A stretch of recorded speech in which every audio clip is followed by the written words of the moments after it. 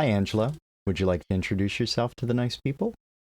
Sure, you got it. My name is Michelangelo Russo. Everyone who I know who's a friend refers to me as Angelo, so that's probably what you should call me. And thank you for doing so.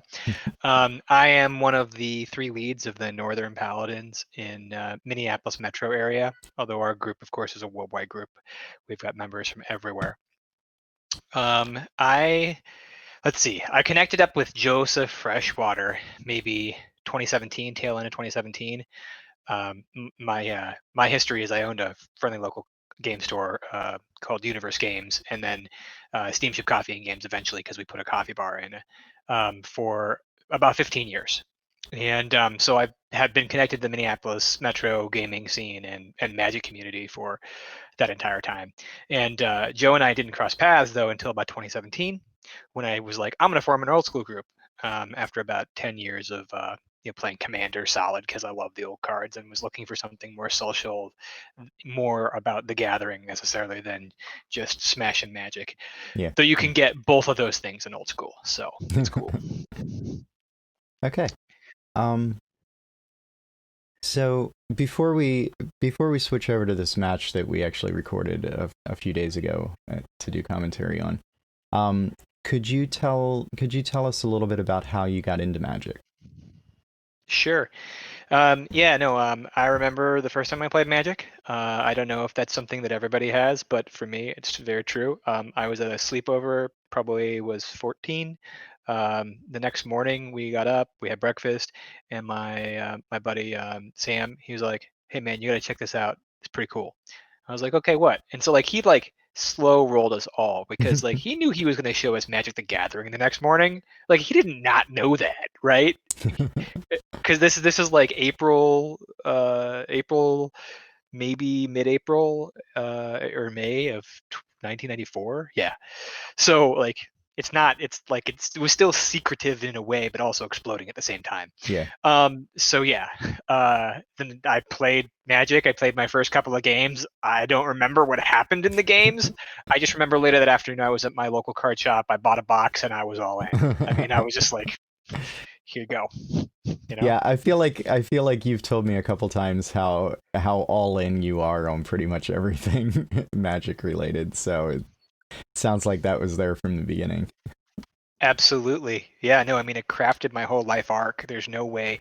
In fact, I struggled with it after, because I just sold my game store this last year in February, and I struggled with like my Magic identity and my metamorphosis into what's my next thing. And I've always facilitated in Magic, so being able to be part of the old school community really fills like an itch in my soul, something I need to be doing.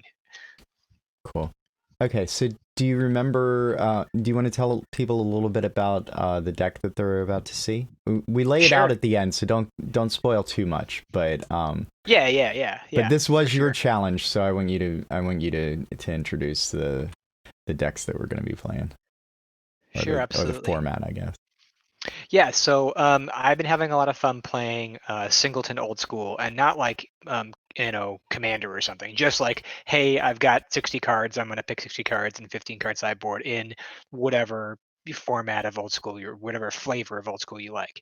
And I assembled it maybe 2 months ago for Paladin Gauntlet Tuesdays, which everyone is welcome and to come join. It's a 3 round event. We do it's live on Tuesdays starting at 7 Central. We put up sign-ups all over the place, so it's easy to find. Um, uh, anyway, so I built for that format, and I just have a lot of fun thinking through. This is the only time I'm going to get to disenchant something. I mean, unless I draw regrowth, right, or whatever, right? It's Yeah. just like and there's an ephemeral nature to this is my hand right now.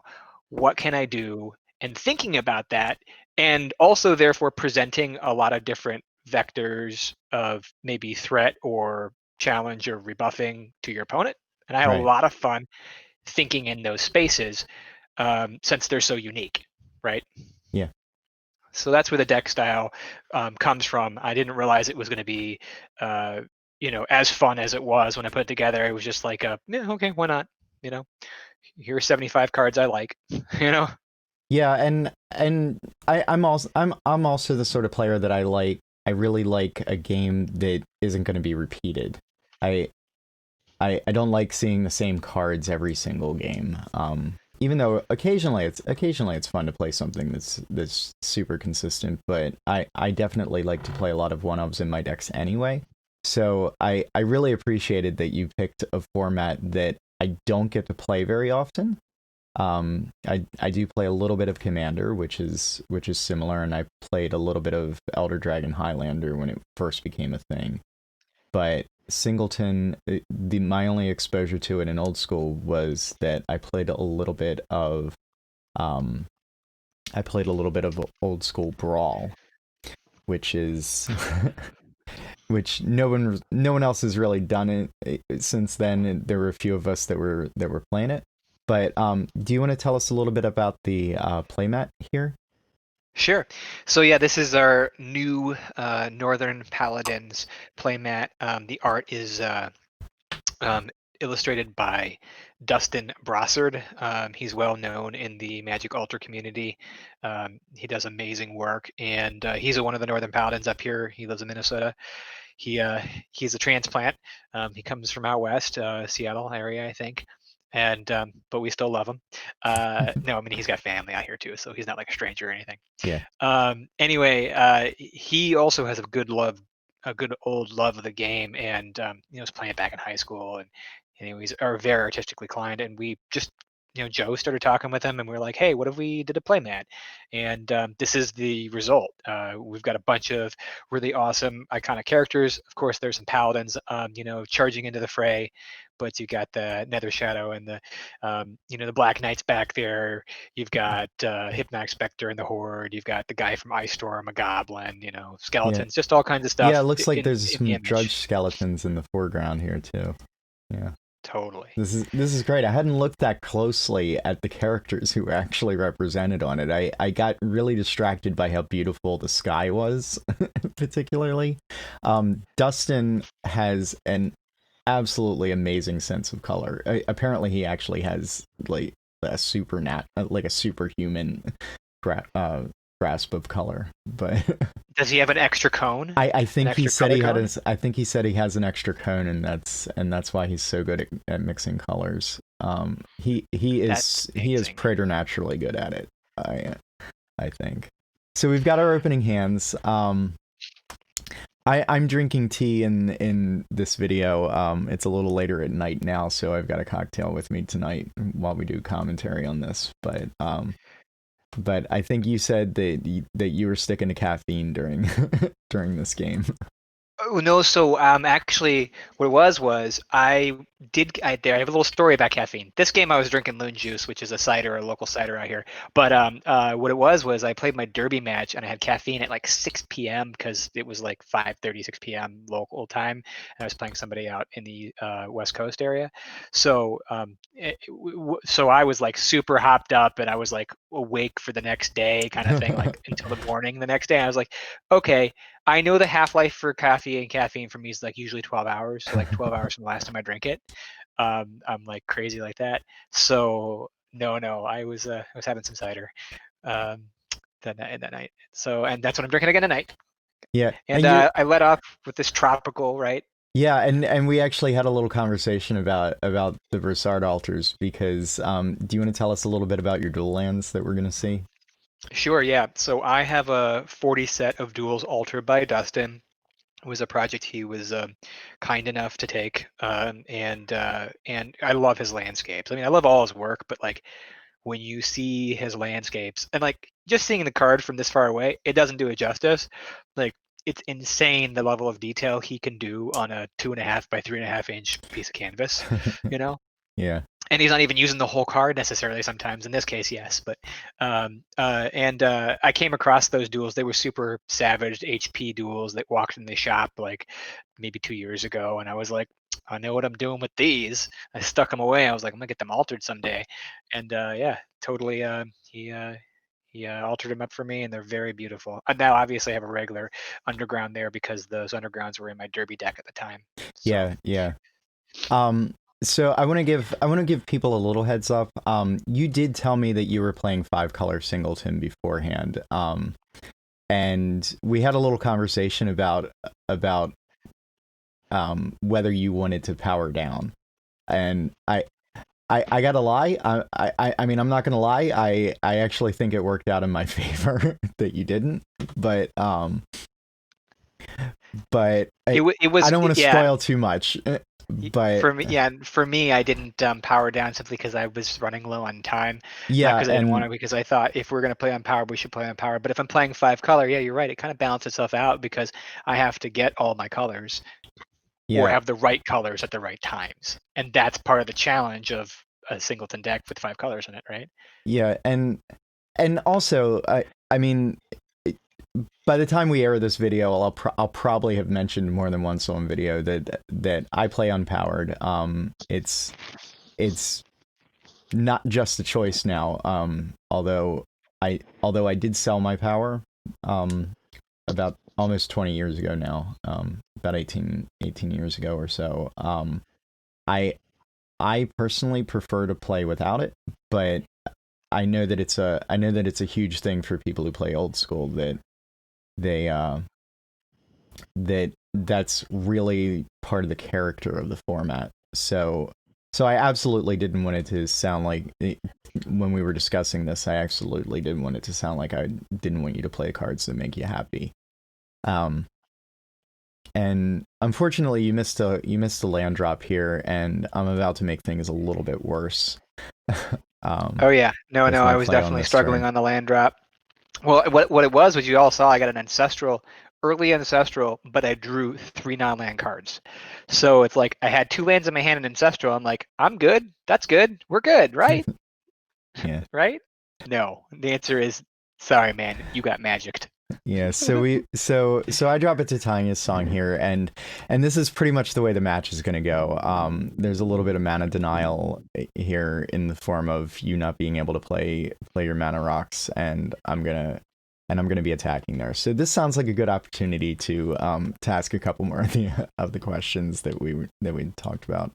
Um, so you mentioned who you learned the game from. And do you want to tell us a little bit more about your play group when you were young and whether you still stay in touch with any of those people? Hmm. Okay. Yeah, my play group when I was young, I don't play with any of the people who I learned original magic with. We've gone far separate ways since I was a freshman in high school. Yeah, I was a freshman. That's right. uh, uh, and not for any other reason, just life and everyone is where they are, scattered to the winds. But I would say that a couple of my good friends had to listen to me talk about magic who didn't play with me or like humored me once or twice, and a couple of them did play with me for the first couple of years.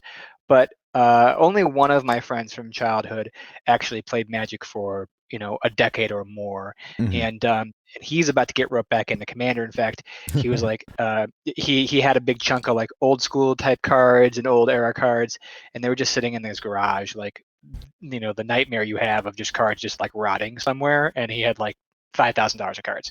So I sold them for him, and I invested them in a different, old school asset, as it were, something that he could, particularly CE power, something he could use Right, in old right. school.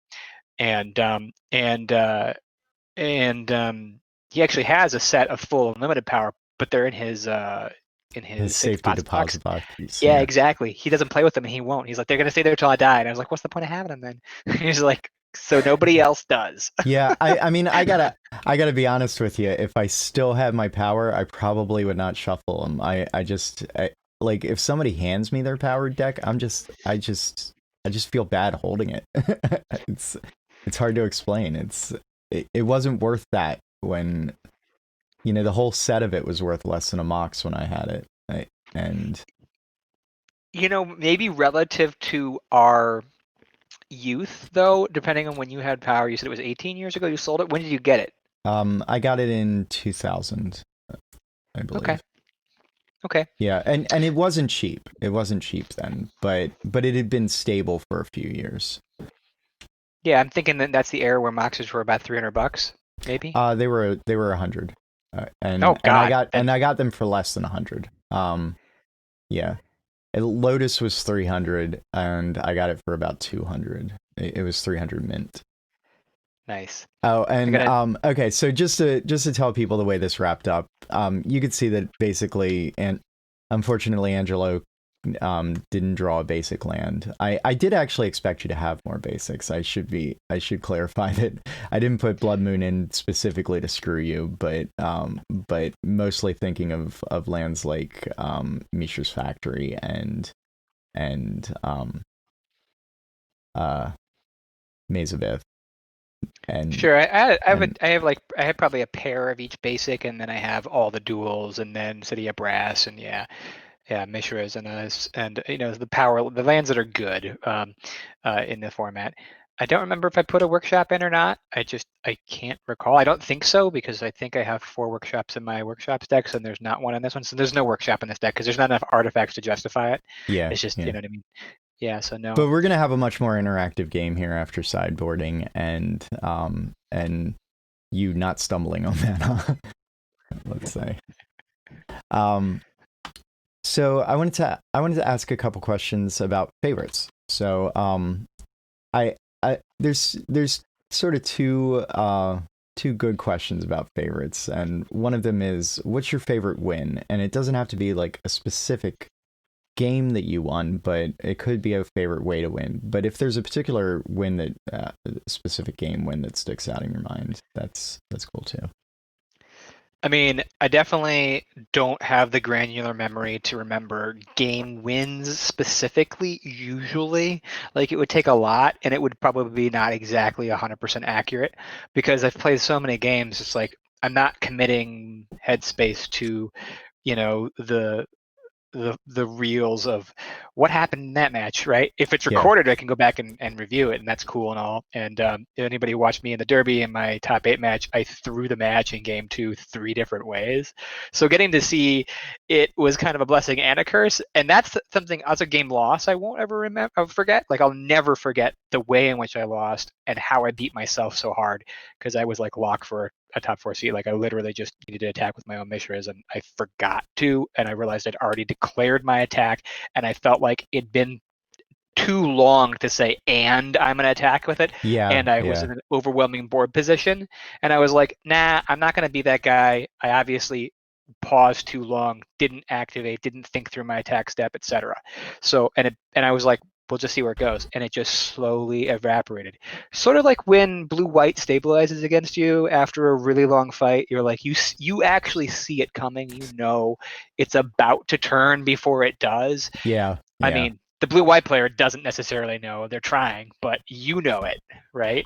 Oh, I mean, I feel like the blue white player. I actually feel the opposite. Whenever I'm playing control, like I I don't play control very often in old school because I don't have the cards for it. But I did play a lot of control, and every once in a while I'll borrow a copy of the deck from someone in our play group, and I really feel like it's the sort of thing where often I know I've won, but they don't, and it takes 10 turns. It takes 10 more turns for them to realize it, and I feel like that's really part of why I don't enjoy the deck.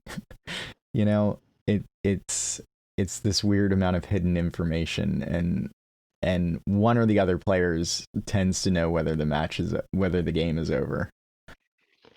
I think it can be interesting. The only time, and a lot of the time, in fact, the only time I don't enjoy it, and I don't play the deck. I don't play the deck, and I don't play blue-white control. I mean, even though I guess I had blue elements and white elements and black elements in my shops deck to compete with those types of decks. Yeah, yeah, That's not my predominant playstyle at all. In fact, that's why I think robots is kind of like honest. It's like, I'm gonna throw dudes out. I'm gonna try to beat you with them. If I do, great. If I don't, fine. You know what I mean? yeah, Like, yeah. and the deck just keeps pumping out, resiliency. It doesn't like try to toy with you. But anyway, I digress. Back to playing blue white and seeing how those plays kind of connect.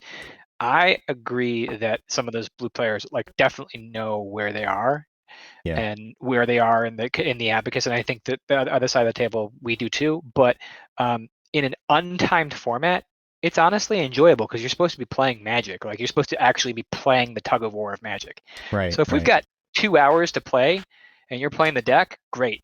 But when people who When it's can't 50 pilot that minutes. deck Yeah. bring it to a 45 or 50-minute round event, it's like you don't realize. You're like, well, anybody can play whatever cards they want to play. Yeah, of course they can. But like, Yeah. have you thought through the experience that you're both going to have? Yeah. Which is one where nobody can actually get through the formula of playing their deck because the game didn't have that built into its original rule book. You got 45 or 50 minutes, right? That's a construct so that we can actually progress and play Magic. Yeah. So yeah, untimed, love it. I love playing against the deck in that scenario. I probably would even enjoy playing it in that scenario, but I like the decision trees that are maybe more obvious or more honest, I guess. Right. And that is what it is. Everyone has their flavor. Yeah. Cool. So let's go with another favorite, and this is sort of the opposite question. What is your favorite defeat? Favorite defeat. Well, the most memorable one I have of recent time is with Dane Malone. He's he used to play with the Beast of the Bay, and he's out here. He's a paladin now up in Minnesota with us, and he likes to build creative decks, and he has like Candle Flare is one of his creative decks that he's been playing and he loves, and he's won creative at I think Players Ball and maybe even EC Eternal Weekend, kind of stuff. Like I think anyway, he goes for that kind of vector to play, and we're playing, and then I don't know, we're just playing a gauntlet Tuesday night over at the shop, and he's like he drops a land and he passes, and I said okay cool, and I've like got like kind of like a really strong robots hand. I'm playing workshops, and I'm just kind of like, this is back when we were still playing EC unmodified, and I'm just like gonna come over the top and clobber him, and he's all like, oh wait, oh hey, can I take that back? And I was like, sure, yeah, no problem. So he takes back his land drop, plays a different land, and then drops an energy flux on me. But my board was like double Mox, double robot, and a land, like a shop. So like, and the Moxes were my only color mana, so it was like, and I kind of look at him and I was just like, because like, you know what I mean, like you screwed up, you basically passed the turn, and you're like going to rewind, and I was like, sure, yeah, whatever, it's yeah, this is great. I don't like, what could you possibly do? And so I get snapped off on like, what could you possibly do? And the answer is just blow out your whole board. I spent my 2 Moxes to keep one of my robots, but of course, because I have factory, I got no actual mana, so I'm going to lose that Yeah. whatever it was the next turn. And so I pick up his energy flux and I threw it across the shop, not like in a like tantrum me way, just in a like get that shit out of here way. And he laughed because he knew, and it was ballsy because at the time, like we'd become friends, but we weren't like, it was me like, are we good enough friends that I can pick up his energy flux? It's like a beta or whatever, right? And throw it, not like angrily, but like, yeah, giving you shittily, like, you're going to play that? No, we're going to go back to your other land drop. And so I had a good time with that. And Dane and I actually have been good friends since. I did get up and go pick it up. And I was like, but you're always like, can you get away with it? Can you, and I enjoy moments where you commiserate over Magic versus like just be the biggest dickhead that you can be, because I want to be clear. Yeah. There are a lot of Magic players who are not nice human beings, and it's not because they're evil, it's because of like this, there's this thing in the center of people when they compete, and it brings out not the best of them necessarily, but sometimes the worst. And so if you meet people on the battlefield and they're their worst themselves and you're your worst self, it's not going to be fun. Like, right? It's not going to be fun. So if you have Yeah. friends already, if like you and your friend want to throw down at the end, like you're going to pick your friend up and you're going to give them a hug because you love each other. So the gathering part of Magic honestly needs to be focused on a little bit more than it has been, in my opinion. And like if we meet as friends, we're going to have a good time regardless of what the hell happens. Yeah. So, and rant and soapbox, whatever, Yeah, I mean, and that is a really great point. And I try to be as forgiving as possible of all my opponents when we're in a competitive situation. I know that some people are different people when they're competing than they are otherwise in their lives. And there are times, even though I'm not typically a competitive person, there are times where I feel like it whatever competitive nature is in me, it can get the best of me during a Magic game, and I might come off as salty to my opponent or something. So I'll realize a half hour later or something. Wow, I was kind of not nice to that person when they beat me or something, and go back and have to go back and apologize. But Well, that's better than 50% of the Magic players out there, because they aren't even thinking about it afterwards. yeah, and I You mean know. I tend not to play with those people. So Well, yeah, and that defines old school in a way. That's part of what old school is us, I think, trying to forge these friendships and figure out how to be the better selves at that table. It's okay to want to win, man. I think there's like, because like people will look at me and they'd be like, "You're a spiky player," and I'd be like, "Hey, I play in the Paladins, and if you understood how I would be if I was in a different group, maybe, and how spiky I could be if that was my objective, which is not yeah, my objective. Yeah, I want to when I show up to compete at a big event, I want to play a fair match and have a good time, and but more it's the integrity of that actual game matters to me, not just like I just want to win at any cost kind of thing, or I need to prove something to anybody else. I've taken down big tournaments. I got no problem proving to, like, I've proved that to myself that I can do that. It's not and that means you don't have to do it every time if you're not focused on the win is the only thing that matters. yeah, So the best, and you were asking about favorites, and so honestly, my favorite Magic is all three games. I don't care. I don't care if I had to play all day Magic. I do not want to win 2-0 every time. It's yeah, just it means I'm in a different lane than my opponent. They got super unlucky, or I got super lucky. It's very rarely I just strictly outplayed my opponent twice. You know what I mean? It's not yeah, usually that. yeah, and Like, and definitely I really like close games. Like it is the most fun to me when we have a game where it could go either way and we both get to play our spells. Like this one. This has been a really interactive game, and I actually paused it a little bit earlier because so that people could kind of process the interaction while they were listening to you. But you mana drained this Master of the Hunt, which is a super fun creature that I've never actually gotten on the table. I've never actually gotten to make a token with him. And then you followed that up with a free Juggernaut and a Birds of Paradise, and you had the mana left over to counter this tsunami that that I had, and but I had a crumble for the Juggernaut, so we just ended up trading all these cards. But it was, I mean, it was a pretty swingy turn, and then I just happened to have the Disintegrate for the Shivan, which is actually gonna, I think it actually proves kind of critical that it's Disintegrate and not Fireball there later in this game. But yeah, just to keep people a little up on what's gone down in this match, and we had a Chaos Orb flip.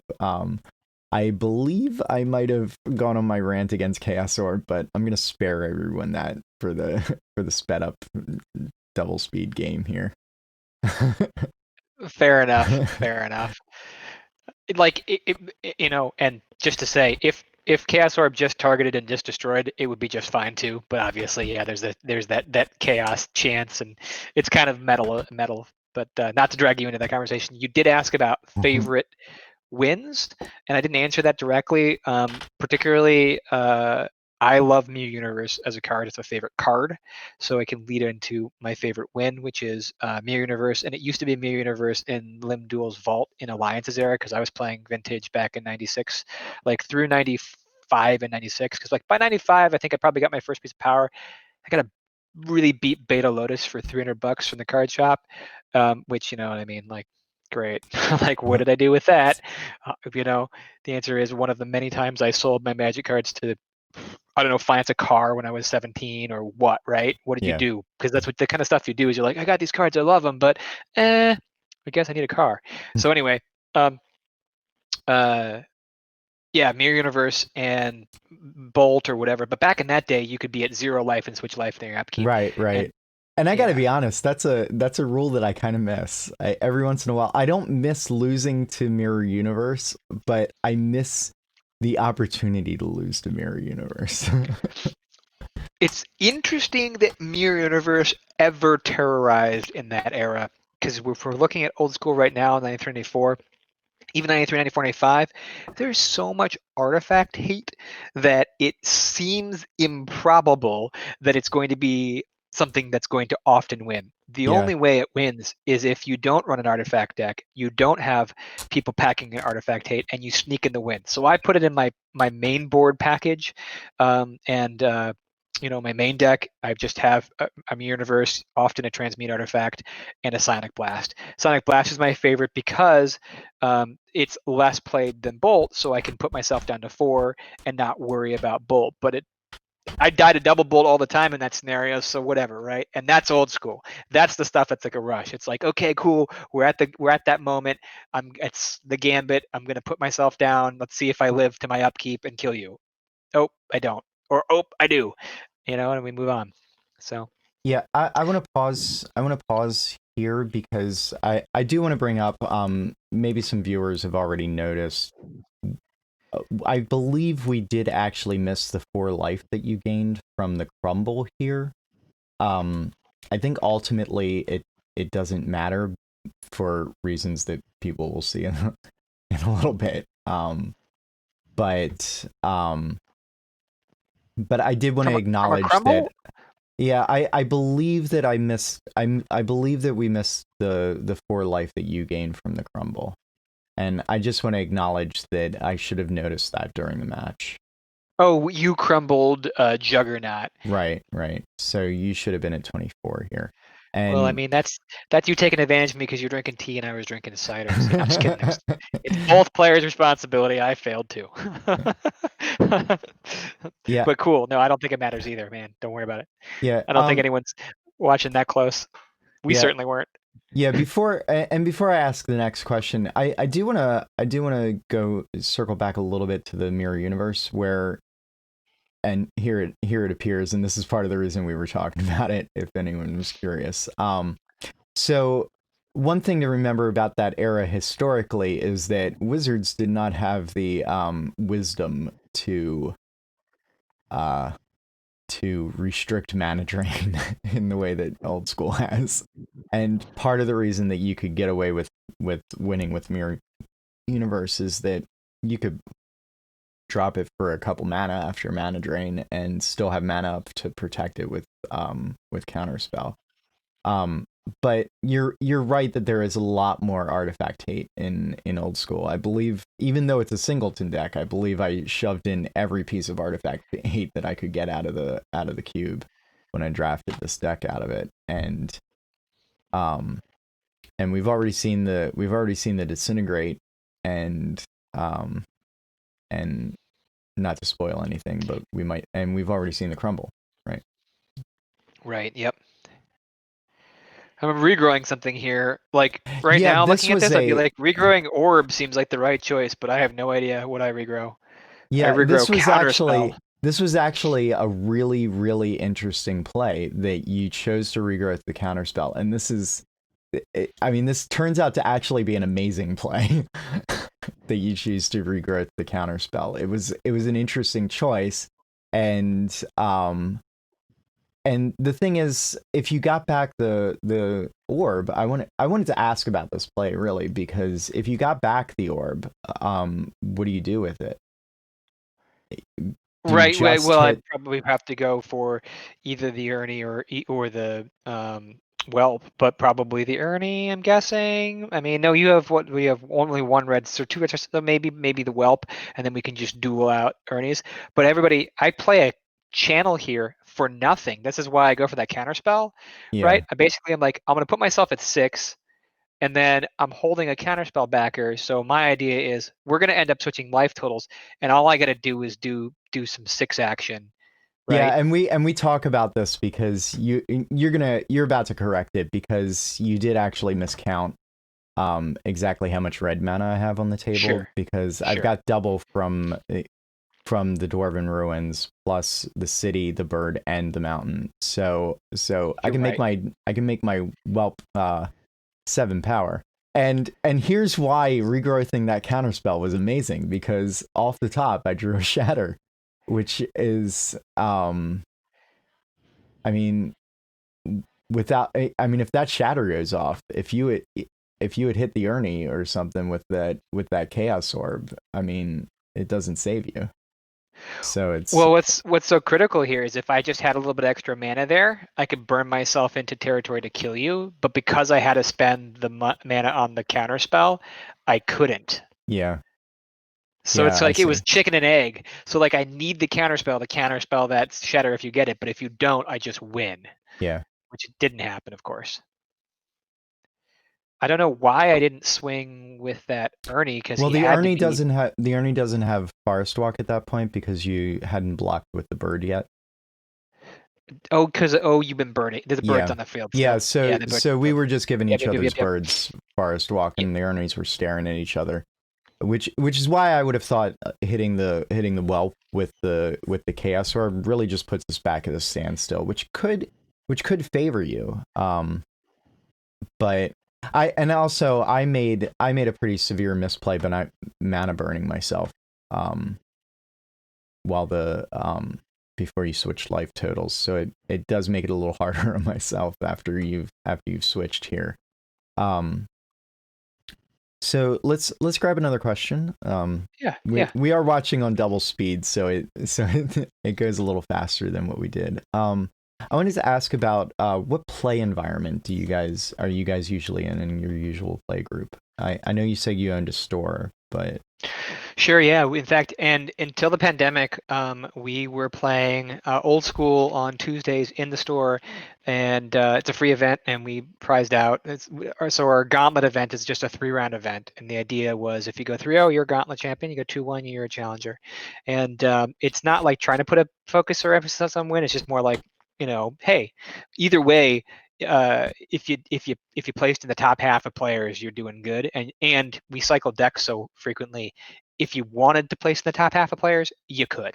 mhm, So like that's it, right? And that play environment offered kind of like a lot of newer players or players who, or even like historic players who don't like play the old stuff, an opportunity to see this stuff like in a environment they hang out in and be like, these guys have been around for 20 years playing this game, and they might be there year 3 and be like, cool, this is a hobby I can be part of for the next 2 decades of my life, and it makes sense.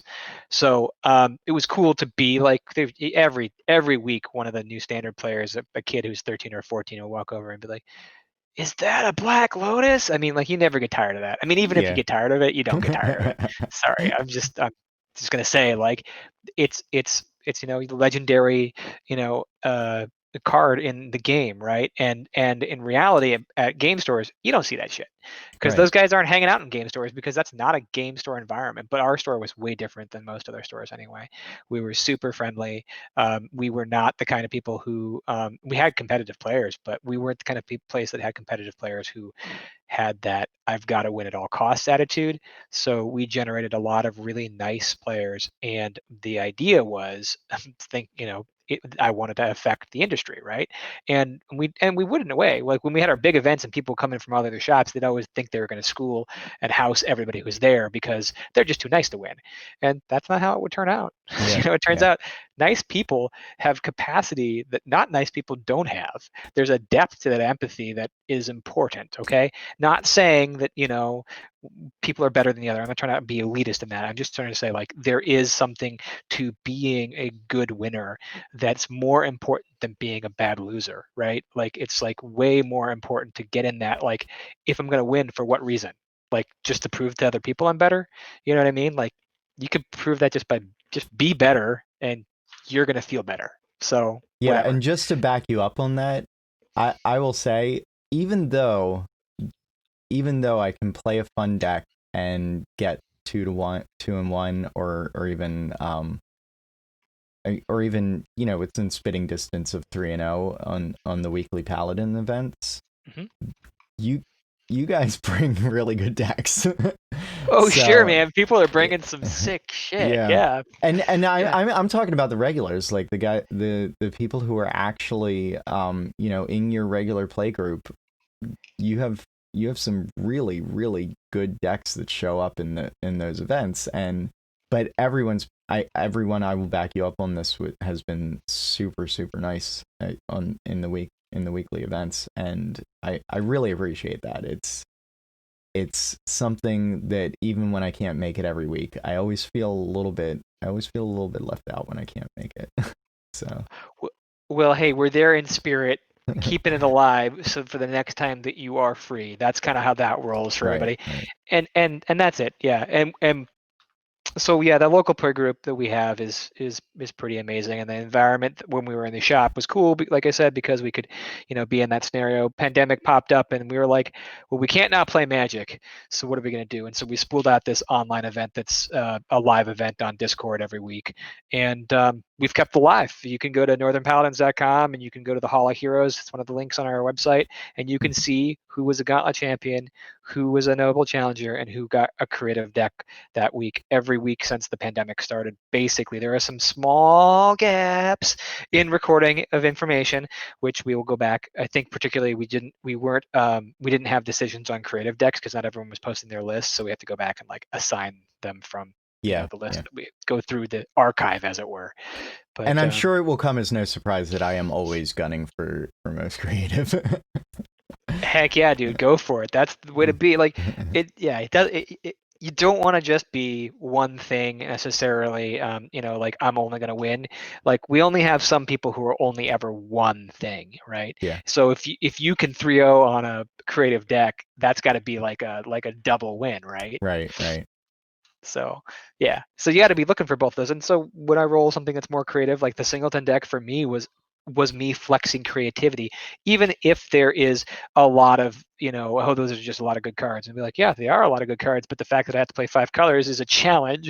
Right, it's right. a Yeah. it's a build challenge, and I could change it a bunch of different ways, and it could still be fun and enjoyable, and I probably will morph it over time. But right now I like those ones. Yeah, and constraints like that do breed creativity. There was a group of French writers in the 60s called the Oulipo, who their entire writing philosophy was based around setting up constraints like that around themselves, where they couldn't. For instance, one guy wrote a story that is based around an apartment building that you travel through the stories with the Knights tour, right? And he broke it up into 100 by 100, a 10 by 10 grid, and did a Knights tour of the whole building. Um, so I firmly believe that setting up constraints like that really does help create a creative deck. And really your deck is, it looks a little bit like a board control deck sometimes, and it looks a little bit like an aggro control deck, which has been this game. But you've chosen some really interesting ways to gain card advantage. I paused a little bit earlier um, on that Ashes to Ashes, which is an amazing card that you don't see often enough, but it really did something really great here, which was get rid of my entire offense. Um, and then a dust to dust that kind of constrained my mana. And I've had this card flipped over in my hand for a little bit here, so let's get another question in before I flip it over. Okay. So do you prefer kitchen table or tournament Magic overall?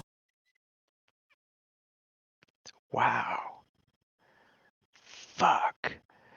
I hope you can delete that if you need to. That It's is okay. a really We're good we'll allow question. Yeah, if we're allowed to, it's old school. Yeah, if anywhere. And it was one. It was one. I made sure it counted. Okay. Yeah, that's a good question.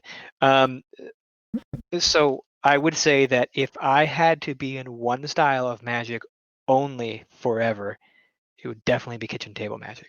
All right. And but it really helps that there's a nice big event or juicy event every 4 or 3 months that I want to go travel to, and and flex the play skill and the thinking, because like, okay, the average person who plays Magic maybe has like 3 or 4% of their subconscious committed to thinking about Magic. I feel like I'm in double digits at this point in my life. Like, I've been thinking about Magic a lot for a really long time, Yeah. and arguably that means I'm probably not that smart because I should be better. But anyway, point being, it's part of my DNA. It's part of who I am. So being able to like let my subconscious grind on what would be a good win, and how would that work, and how would these cards be interesting, and how would I dig out these cool deep cards that people don't see often. So like, yeah, I love that dust to dust play and the ashes to ashes play, because they're 2-for-1s in the dark that people don't see as often. Dust to dust more often than ashes to ashes, but because you can't really play more than one ashes to ashes, Yeah, because you're gonna, yeah, yeah, it's tough. it's I play one in my yeah. black green Thalids deck, and I bring it in every chance I get, and almost never get to cast it. But I just love the card. I love it to pieces. No, it's good stuff. So yeah, no, kitchen table if I had to go the whole time, and tournament Magic, so that I can kind of like have some big, it's almost like a party. Like, that's really what it is. It's like, hey, we're gonna have this big event. There's gonna be 50 or 60 of us together, and you're gonna get the socialization because you're gonna be with 60 other people who this is important enough for them to take a vacation for or commit their day or weekend to. Now, and that's the problem about tournament grinding Magic. So you're a guy and you play Magic and you play tournament, style, whatever Wizards of the Coast sanctioned format there is, and you do that, and that's your thing, and that's cool, and there's no problem with that hobby. I'm not going to talk down at you and tell you you're a bad person or anything, but I'm going to say that, like, you've had to sit in a room with 200 dudes, and most of the time you weren't having fun, many weekends in your year, and to not get very far. So I don't see the appeal of that. Like, if that was my every weekend, I mean, that's almost hell. So sorry. Yeah, that's not the kind of player I was my whole Magic career. That's why I went into EDH and then Commander for a decade, like a decade ago. Like back when it was new, I was like, I can play old cards and I have to think about how I build my deck, and the format doesn't change fast. Sign me up, you know? Yeah, yeah. Um, so while we're laying out our decks here, there's some fun. I mean, the nature of Singleton is that there's always going to be fun cards that you didn't get to play. I see an anime dead there. You brought in the Abyss and the Wrath of God, I believe. Yep. The Along with the the, the the two dark removal cards, Abyss, Wrath of God. Yep. yeah. And I brought in the same number of cards. I brought in the Tsunami and the Flash Fires. There's a German Flash Fire sitting there. The Red Elemental Blast, which um, it would have been highly irresponsible of me to play that main deck. But lots of other fun cards that you just so there's something else in your sideboard that you didn't get to bring in, and I was hoping you would mention it. Uh, because we did talk about it a little bit. So you took out one combo, but there's another combo in the sideboard. So the main deck combo is Power of Monolith, but Right. Yeah, there's a power monolith, and then in my sideboard there is a time vault, animate dead, and instill energy. Oh, sorry, animate artifact and instill energy. I said that wrong. But and so technically I could like bring in the unlimited turn combo. I mean, it's a three-piecer in a 60 card deck, so the odds are really not that great. I know, and it's so disappointing to me. Like I remember people actually doing this, like I remember seeing it once in a while around Mirage era when I went to Legends in Towson here in Maryland.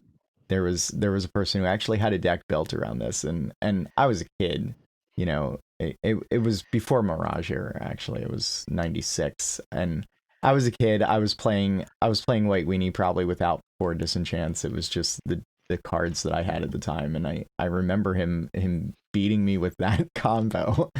And then he pulled out his other deck, which was a black blue aggro control thing that had Juzam Jin and Psyblast, and those were the only times I saw those cards until 1999 when I started playing again. And Funny enough, so I think I know why those ended up in the sideboard of this deck. About 7 months ago, I picked up my Alpha Time Vault, and I wanted to build around it for Alpha 40. And I yeah, was like, yeah. Okay, cool. That's a fun card. I mean, it's a shit combo in Alpha 42. It's a shit combo anywhere, but it's better there than it is in maybe a lot of other spaces. And I actually just played Joel Mick in the top four for this July's Alpha 40 League. He did beat me. He was playing some Landwar Elf aggro with Berserks and Giant Growths and stuff, and he was just way too fast for me. But in game two, I was basically like, if I draw a land this turn, I'll win because I had the vault on the table, I had the anime artifact and the instill energy in my hand, and I had 4 land down. So if I can get my 5th land, I can play the animate and the instill on the same turn, untap the vault, take my extra turn, and then just take extra turns till I went out from there. So I got to live the alpha unlimited turn dream today, and so probably probably not as itchy to get it to happen now Yeah, because it's yeah. happened. That's But you amazing got to though. chase those things. You got to Yeah. chase them. So, I wanted to ask one more question, Mhm. because you've helped create a couple formats, and I know that is sort of, I've toyed with creating formats, but nobody else plays them, right? They're just things like, if my playgroup ever gets out of quarantine, these are Right, these are right. things that we're willing to experiment with, and we're a small play group anyway, so it's the sort of thing where even if the other players don't have the decks, I'll make them. I can always make enough that everybody's got one. But it does show that you have, let's say, reasonably strong opinions about about Sure. what is legal in a format. So I wanted to ask as a final question, if there were anything about old school that you could change, what would you change and why? And if it's nothing, I mean, why is that? Yeah. So I think I've already changed what I would want to change in old school. I've already done it, kind of, because like okay, I like to think about game design and game theory a lot. I appreciate that that's kind of where Richard was at with it, like how he works, like how he thinks, and he thinks of himself as a game designer. He works as a game designer. He is that, right? He thinks about the theory of the game, and so I've got this subconscious that's grinding on magic, right? And most of the time, it's not functional magic. It's just like the what if scenarios and how things connect.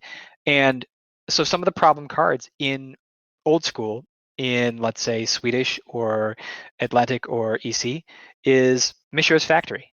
For instance, 4 of those in the format, like there were 63 out of 64 possible Mishra's factories in the top 16 of the Summer Derby. That should tell you something about that card. I mean, if we were any other format but old school, it would be moderated in some way, because that's just like, okay, we only have 56 cards to build around now because that card is unlimited. Like everyone Yeah, has it.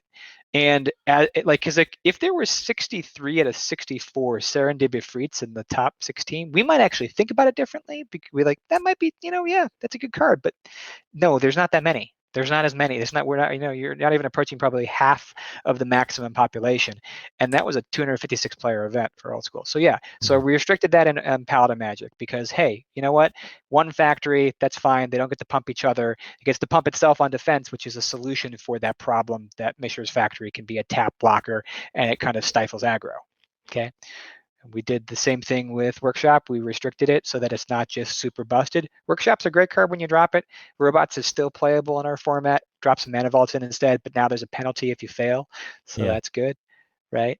yeah, Not that Workshops is like, it can terrorize, and not like it's the only winning deck out anywhere.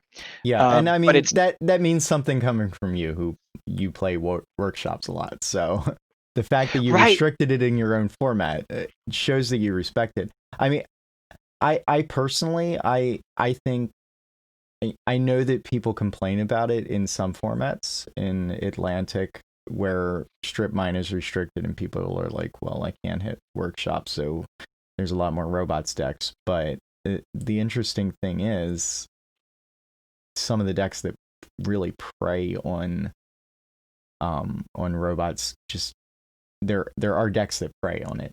let's say. Oh, and absolutely. Because and there's the auto bad matchup.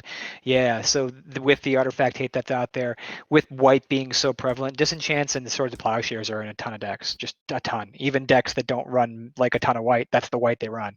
So yeah. So if I run down the list of many of the Paladin Magic changes, but first and foremost, I would say it's Mind Twist.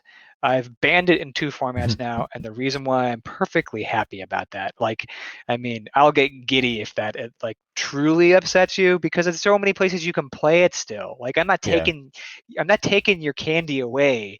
You could go and play it in EC and Atlantic and Swedish, and you're fine. Okay, I'm not screwing with you there.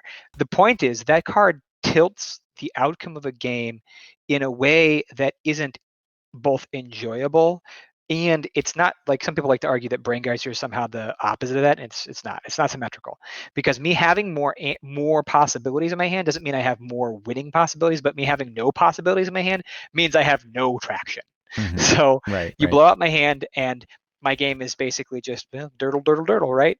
And yeah, there are some feel bads to it, and I think probably the fatigue in old school is like, hey, yeah, we were 1-1, and then he drew Mind Twist and I Lotus on the first turn, and that was over. And like, that's not a way you want to end a match, because there wasn't interactivity. But there's this fine balance between the luck of old school and the interactivity of cards. So whatever, and everyone has a different amount that they like or don't like. Yeah, and I'll say a couple things about Mind Twist. I don't personally play the card, and part of the reason I don't play a lot of decks with black in them. And the deck I have together at the moment, which is actually going to be on another episode, I don't have Mind Twist, but my opponent does, and we talked a little bit because he I he is sort of given a lot of leeway about it. Nobody complains about him playing it because of the deck that he's got it in, and I know that this this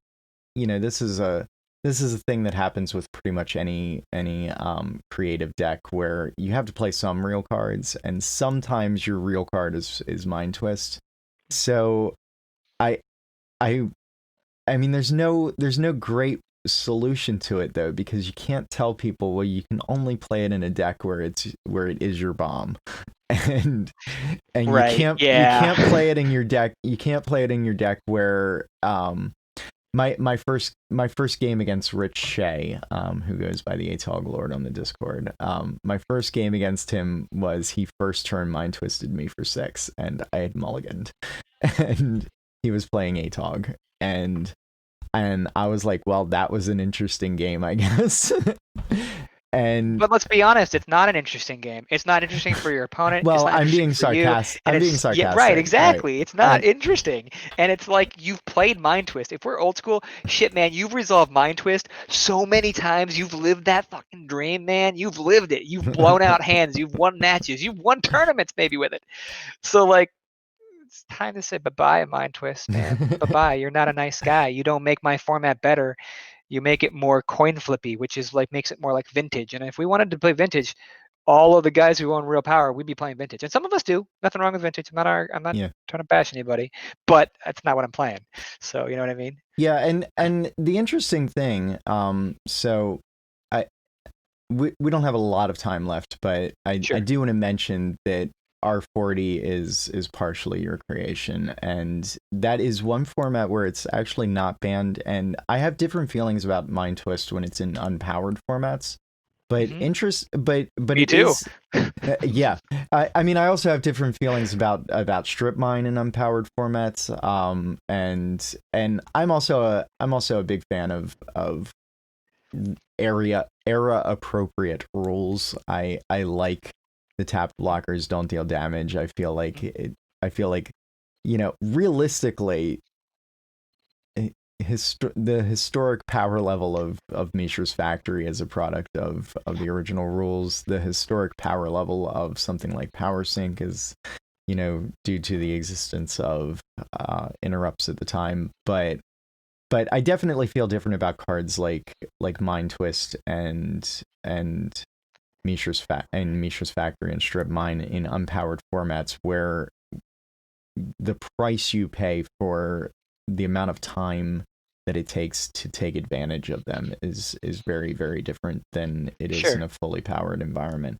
But it is interesting nonetheless to me that Mind Twist did not survive 1996. It was banned by the time they started doing the Pro Tour, and part of that is a product, I can't even say that that's a product of Necropotence being so popular, because Necropotence wasn't a popular deck before Mind Twist got banned. It's just WotC eventually just realized, yeah, this is an X spell that is just not fair, and and Right. even How do in a you format, have you have 20 life, 7 cards, right? And you can have Disintegrate or you can have Mind Twist.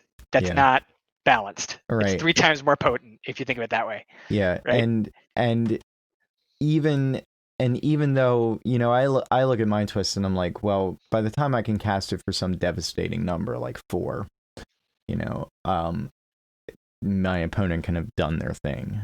But yeah, I mean, it is.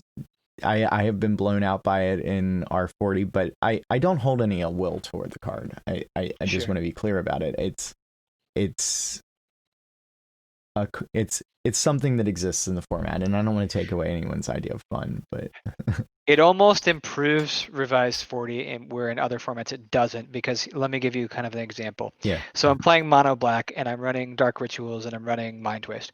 And my opener is Swamp, Dark Ritual, Mind Twist. So I go, cool. I swamp, Dark Ritual, Mind Twist. I Mind Twist you for 4. I spent 3 cards to do right, it.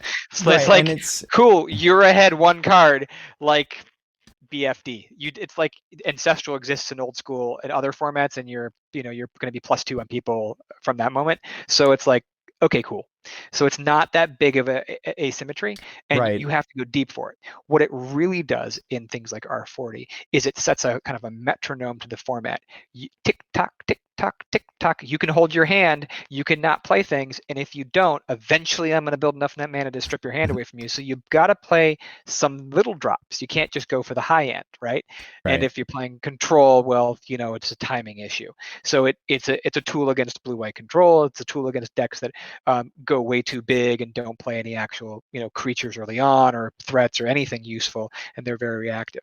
Now, again, it doesn't feel good even in Revised 40 to get Mind Twisted. So I'm not gonna like slice that any 2 ways. But the nice thing is you're only gonna see one, and it's never gonna be asymmetrical fast mana unless it's Soul Ring or I guess somebody runs Mana Vault as one of their rares, or they run the Dark Ritual route. Which, yeah, by the way, if you run too many Dark Rituals, you know what happens to your deck? You just kind of end up with too many Dark Rituals in your hand and nothing to do with them right, sometimes, or you right. draw them late game. So yeah, Yeah, and that has been my experience with the card in R40. I mean, it's one of those cards that is definitely contextual. And yep, so yeah, I have to say, like, one of the things that is nice about having a format like Paladin 40 is every once in a while I just really don't want to worry about Strip Mine and Mind Twist. yeah. It's what And it's like. Here's what everyone needs. Everyone needs a vacation from those cards and Library of Alexandria, to be honest, because yeah. people fear like if they get their library and they don't have an answer, Yeah, and that yeah, and yeah, and it's interesting to know. I mean, Richard Garfield considered Library of Alexandria the only card that he ever made a mistake about. He thought that having 7 cards in your hand was a drawback, enough of a drawback, and it turns out that it just wasn't. And it's one of the only cards I consider to be a mistake in Old School. sure. It's one of the only cards that I wish just wasn't in the format. Like, I don't want to tell people not to play it, because again, I don't want to tell anybody their idea of fun. But um but there's no symmetrical solution to the card except maybe to play black discard and go first. Yeah, it can be a backbreaking card if it resolves in the right circumstance. It's one of those things where it's like, yeah, if it resolves and it hangs out, or sorry, stays there, not resolves, it stays there, it doesn't actually get removed. Over enough game turns, it's going to have a huge impact. Just like, Right. and Jamiday Tome does the same thing, but you can destroy it But easier because there are there's a so many cost, and there's removal a for real it. And there's a cost. cost. Yeah, Yeah. and there's a cost. And so it takes a while for you to get it online. And so, yeah, we agree on that one. So yeah, we removed that one, which is kind of colloquially like gentleman's magic. There's no strip mine, there's no library, no mind twist. We're like, you don't need to worry about those things. And so it's kind of like a peaceful vacation from some of the harder, less fun, more lucky win cons. And what we find is it opens up a space because, like, okay, Atlantic's about having the largest number of tier one decks that are playable, and our format is about having the largest amount of decks that are playable. Yeah. That's the idea. It's like, and I'm not saying that one of those philosophies is better than the other, because I played Atlantic, I played the top, I played the Derby, got to top 16, got top 8, love it, and I played Mind Twist. I played it, and it won 2 or 3 of my matches over the whole run of the 10 matches I played, and it's an important card for the format that it exists in. And I played the balance for Old School Philadelphia the week before that, and I played the same deck list darn near. I mean, like maybe 10 cards different or whatever in the sideboard, and then like 3 or 4 main board cards. I didn't play it in that, and I went like, I was middle of the pack exactly, like 3 and 4, 4 and 3, something like right in the center. And Mind Twist won at least 2 of the matches against me by itself. Yeah. So it's like, if you just start tracking for it and you just like write it down and you're just like, I'm a game theory, I'm just like, okay, what's going on with this card? And the I answer do is this with Mind Twist. Yeah. this with power. Yeah. I Yeah. Oh tend to yeah. I bet. I Yeah. keep track of how many moxes my opponent had in games where I lose by 1 turn, Sure. or how many times they played Lotus or time walk against me, and I mean, it definitely helps to keep track of these things. Like, if you're going to make an argument about a card, I want somebody to have actually put thought into it. Right. Yeah. And Actually so, yeah. yeah. And I Be appreciate that objective. about you and Joseph and the rest of the Paladins, like putting so much Thank thought you. into your Thank you. formats. Yeah. Thank you. Um, I really appreciate you having me on and doing the Yeah, interview with me and hanging this out and was playing cards with fantastic, me. and thank you for your time 2 days in 2 days in 1 week. So, Hey man, uh, we can do this every week. It's fine. It's all good. I will say one last thing. If you haven't pressed stop on that recording yet, I haven't. okay. So I want to drive home. The Paladin format is a proxy-friendly format where Yeah, yeah, so many of us obviously have the cards, and we're so we aren't a gate-walled environment. If you want to play power, bring it and play. I mean, honestly, our theory is the more we have to share with people, the more, like, the larger our table is, the more seats we want to put at the table, the more we want to include people, and not just arbitrarily be like, here's a line, nah, you got to be part of this elitist club, or you got to spend this actual money on it, that might be more important to your family or you for other uses. And because it's a game, after all, it's a game that we want to play and have fun with. So, we don't ever look down on people who want to come and bring proxies. Every so often, somebody shows up to spike it up with the craziest thing they can build in proxy, and then they realize they have more fun doing other stuff anyway. So it's yeah. like, it's not that's a it's like a lie that, like, people tell, if they're proxies, it'll ruin everything. Bullshit. Straight up bullshit, guys. We've proved it. So Yeah. All right. Thanks again, Angelo. yeah, thank you, I'm John. gonna hit stop on the recording now. So Cool. have a Peace. good night.